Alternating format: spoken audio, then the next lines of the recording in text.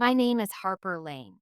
I am 32 years old, a single mother to a bright, curious little boy named Noah. I work two jobs and take on late night freelance gigs just to keep us afloat. Life isn't easy, but I've built a quiet strength from the pieces that others have tried to break. The night everything changed started at my cousin's engagement dinner. Charlotte Hayes was the bride to be, elegant, adored, and practically glowing in a satin dress that probably cost more than my monthly rent. I hadn't spoken to her in half a year. Not since she cracked a joke at a baby shower about me collecting diapers and regrets.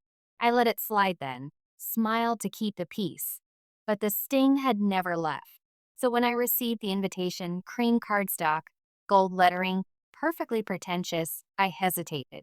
My mother called 3 times to push me to go. Just show up, Harper. Smile. Be polite. Don't cause a scene. That was always her advice. So I went for her for appearances. For Noah, I found my nicest dress, a little wrinkled and a little tight, borrowed heels from a neighbor, and let Noah pick out the necklace. He chose a silver heart, said it looked like his. We walked into that upscale restaurant, white tablecloths, dim lights, wine glasses like crystal trophies, and I could already feel it. The tension behind fake smiles, the polished judgment, the roles everyone had already assigned. But what I didn't know that night was this. I wouldn't leave that room broken. I wouldn't be the one shrinking. The joke would shift. The room would turn. And for the first time in a very long time, someone would finally stand up. Not for a perfect image, but for the truth. Charlotte and I used to be close when we were kids. But somewhere between college admissions and family reunions, she became the golden girl. And I became the quiet disappointment. She graduated with honors, traveled the world, dated successful men. I got pregnant at 23, raised a child alone, and started over more times than I could count. The difference between us wasn't just life choices. It was how the family chose to narrate our stories. Charlotte was the achiever. I was the example of what not to become. At the dinner, I was seated at the far end of the long table next to my mother and Aunt Lorraine, who spent the first 10 minutes showing me her dog's Halloween photos and pretending I didn't exist outside of being Noah's mom. Charlotte floated around the room like royalty, giving air kisses and effortless compliments. She barely acknowledged me. When she did, it was with that sharp kind of politeness that feels more like a jab than a gesture. "You came alone?" she asked, eyebrows lifted. "Just me and Noah," I replied, steady. "Oh, well, the kids' table is that way," she said, already turning her back before I could respond. My mother leaned in and whispered, "Just keep your head down. You look nice tonight. Not beautiful. Not I'm proud of you. Just nice." As if that's all a single mother was allowed to be, pleasant, quiet, forgettable. I tried to blend in, to survive the evening. Noah sat at the kids' table, coloring spaceships on a napkin and giggling with strangers like only children can. Meanwhile, I passed butter and offered smiles, all while navigating the shallow conversations and polite condescension of relatives who hadn't called me in years but still thought they knew what was best for my life. Beneath the surface of those clinking glasses and rehearsed toasts, there was a current of judgment. Every word, every look reminded me that I was tolerated, not accepted. The fact that I worked late shifts and came home to bedtime stories and overdue bills was irrelevant to them. I wasn't a story worth telling. I was a warning whispered behind closed doors. And yet, I stayed seated. For Noah. For the girl I used to be, the one who thought families were supposed to be safe places. The moment came during the main course, just after the plates were cleared and the wine glasses had been refilled. Charlotte stood up with practiced grace, tapping her champagne flute with a silver fork, her diamond ring catching the light like a camera flash. All eyes turned to her. "I just want to say," she began with a polished smile, "how grateful I am to be surrounded by so much love tonight." Light applause. A few soft cheers. Then she turned her gaze slowly toward me. "I hope," she said with a half laugh, "I never end up like some people, single, pushing 30, and raising a kid alone." The room exploded in laughter. Real laughter. Loud, comfortable, cruel. My Uncle Victor slapped the table and added, "You know what they say, men don't want used goods. That's just how it is." Even my mother gave a soft laugh, covering her mouth with her hand like it made it less painful. I sat frozen. My skin burned. My heart thudded in my chest like it was trying to run. Across the room, Noah was still drawing his spaceship, blissfully unaware. I wanted to disappear. Not one person spoke up. Not one voice said, "That's enough."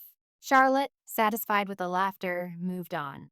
But I stayed seated, my chest tight, my mind screaming, while my face stayed still. And then Ethan, Charlotte's fiance, stood up. He walked the full length of the table and stopped right beside me. "I think they should know something," he said. Silence. Real silence. Charlotte blinked rapidly, confused. Victor lowered his glass. My mother finally looked at me instead of through me. Ethan turned to face the room, his voice calm but unshakable. "Charlotte, that wasn't just a joke. That was cruel." She tried to interject, but he raised a hand. "No, I need to say this." He looked around, locking eyes with people who moments ago had laughed. "You all treat Harper like she's some kind of failure, like her life is something to mock. But what you don't know is that she's the strongest person in this room." 2 years ago, Ethan continued, I was laid off from my job. I spiraled, fell into depression, started drinking more than I should have. Charlotte told me to snap out of it. Victor said to stop being weak, but Harper checked in on me every week. She didn't just say kind words. She gave her time, helped rewrite my resume, connected me with someone she knew. She even babysat my niece so I could go to job interviews. She didn't want credit, didn't expect praise. She just helped. He turned back to the crowd. "So when you laugh at her, you're not just laughing at a single mom. You're mocking the person who helped me rebuild my life. You're mocking real strength." The silence thickened. Charlotte stood up, voice sharp. "What are you doing?" "I'm being honest," Ethan said evenly. "I'm not going to sit here and let you tear down someone good just to make yourself feel bigger." Her eyes narrowed. "Do you have feelings for her?" "I have respect for her. Deep respect. And if you spent less time performing perfection and more time truly listening, maybe you'd understand why that matters." His words hit harder than anything else that night. For the first time in my adult life, someone was standing up for me. He had turned the spotlight away from my shame and cast it on their cruelty. And I wasn't the punchline anymore. After Ethan's words, the entire room felt frozen in place. No more laughter. No more clinking glasses. Just silence. Finally, Victor muttered, "He's just emotional. Don't take it so seriously." But Ethan didn't even look at him. "You want to talk about emotion?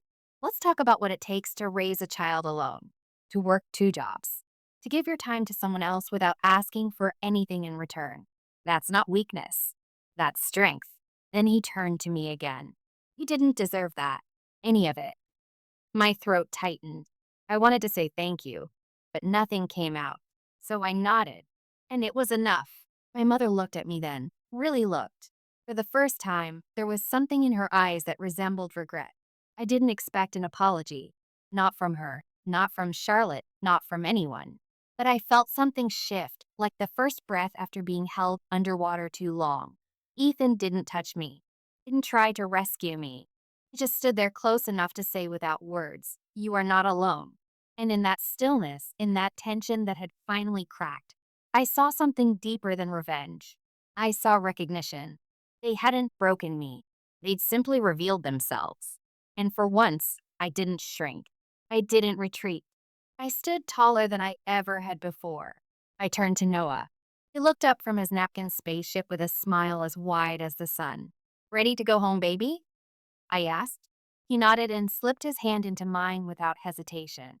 We didn't say goodbye. We didn't need to. As we walked past Ethan, he gave me a small nod. Not dramatic, not showy, just a quiet acknowledgement. You were seen. You mattered. I held Noah's drawing in one hand, his fingers in the other, and I walked out of that room with my head held high. Not because I'd finally been defended, but because I had always been enough. They just hadn't seen it, but I did. And that was all I needed.